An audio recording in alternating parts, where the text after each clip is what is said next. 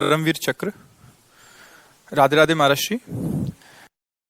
हमें बहुत प्रियता होती है, हम आपको बताएं, हम संत वेश में हैं और हमें अपने भारत देश से बहुत प्रेम है।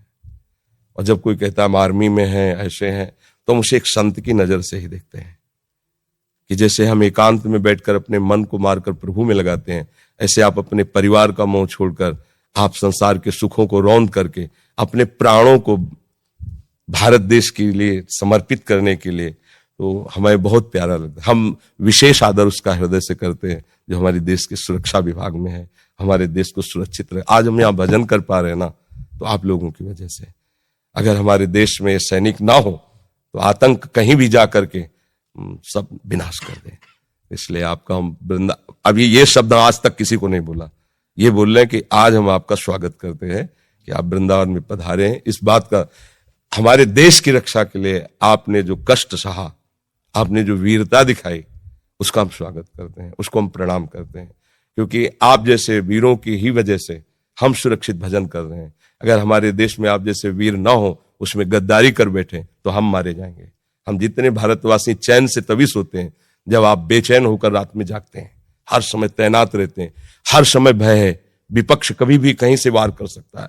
आप अपने परिवार का मोह त्याग करके, आपको पता है कि 1 मिनट में शरीर जा सकता है, और आप वहां तैनात होकर के हर प्रयास, अभी इन्होंने आपको विषय में बताया कि आपने 12 गोलियां शरीर में खाई, फिर भी भारत के लिए हमारा हृदय भर आया आपके लिए कि हम स्वागत करते हैं हृदय से। ऐसा ही चाहिए, ऐसा ही शूरवीर योद्धा भगवान का रिझाने वाला भक्त बनता है।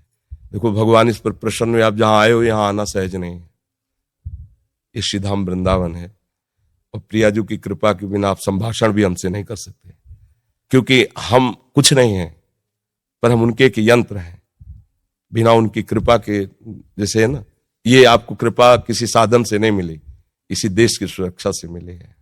आपको श्री जी की चुनरी और माला ला के पहनाए, हम विशेष स्वागत इनका करते हैं, क्योंकि हमारे देश के लिए प्राणों का बलिदान करना बहुत कठिन बात है। प्राणों का बलिदान करना, और ये स्पष्ट, एक गोली में तो धूल चाट लेता है, और आप उतने के बाद भी प्रयासरत रहे कि हमारे देश की सुरक्षा में कोई अंतर लाए। इसलिए ये हमारे ठाकुर जी श्री जी का माला है, अरे प्रसाद दिवस। महाराज जी, पिछले कुछ समय से आपको सुनना शुरू किया है, बहुत आनंद की अनुभूति होती है। महाराज जी, हम भी भजन मार्ग में आगे बढ़ना चाहते हैं, कृपया मार्गदर्शन करें। जो सेवा से आपको समय मिले, तो जो प्रभु का आपको नाम प्रिय हो, वो जपने की प्रयास करें, जपने का भाव करें। और अगर आपको कहीं ऐसा अवसर मिले कि नौजवानों को आप शिक्षा दे सकें अधिक से अधिक, भले आप सरकार की तरफ से निवृत्त हो जाएं, तो अगर कहीं भी रहें, तो आपका सबसे बड़ा भजन होगा, आप हमारे देश की तैयारी करवाते रहिए। गांव के या अपने प्रांत के नौजवानों को उनमें शूरवीरता भरिए, उनमें देश रक्षा का भाव भरिए। भगवान इसी से प्रसन्न होंगे। और नाम जप करते रहिए। और सत्संग सुनने से है कि असत धारणाएं नष्ट हो जाती हैं, वास्तविक बात समझ में आती। एक दिन शरीर तो जाएगा ना, तो अब जहां जाना है उस ठिकाने, देखो कितनी कृपा आपके ऊपर है कि आपने वो प्राप्त किया है।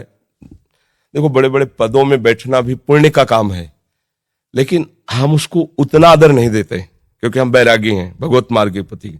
लेकिन एक शूरवीर योद्धा को जो देश के लिए प्राण अर्पित कर रहा है, हम उसको उतना ही आदर करते हैं जितना एक सन्यासी महात्मा का आदर करते हैं। हमारे हृदय में उसके प्रति उतनी श्रद्धा है। जैसे सन्यासी अपने जीवन को समर्पित करके हर कष्ट सहता है, दूसरा नहीं जानता कि वो कितना अंदर से, बाहर की केवल बात आप जान रहे हो। जिन भोगों में आप जल करके गिरते हो, उन भोगों में जल कर चुपचाप सह रहा, जो वास्तविक मार्ग का प्रतीक है। ऐसे ही वो अपने देश के लिए हर मोह ममता का बलिदान करके लगा हुआ। और कितने ऐसे वीर हैं जिन्होंने प्राण त्याग दिए देश के लिए, हम उनको प्रणाम करते हैं। हाँ, अंदर से भावना से प्रणाम करते हैं। बस आप नाम जप करते रहिए और सत्य वस्तु की प्राप्ति की चाह कर लीजिए, तो ये जो समय गया बड़ा मंगल में गया। आगे जो जाएगा वो और महामंगल में जाएगा, क्योंकि शरीर छूटने के बाद यदि भगवान मिल गए ना, तो पूरी बात बन गई। इधर देश सेवा हो गई और उधर जीवन का लाभ मिल गया। यहां तो यश हुआ ही, यहां तो सम्मान है ही। कोई भी ऐसा नहीं जो तुम्हारा सम्मान न करे। पदाधिकारी का सम्मान होना मुश्किल हो सकता है, अगर थोड़ा भी भारत का नमक है तो एक बार तो सल्यूट मारेगा कि तुमने हमारे देश की रक्षा के लिए ऐसा कष्ट सहा, हम तुम्हें प्रणाम करते हैं। तो बस फिर हम ये चाहते हैं कि जो मालिक हैं संसार के, उनके सामने भी आपका स्वागत हो। आओ, हमारे बच्चे हो, आप हमारे पास आओ, इसके लिए नाम जप करना और हमारे देश के नौजवानों को वो शिक्षा देना जिससे वो भी हमारे देश की सेवा में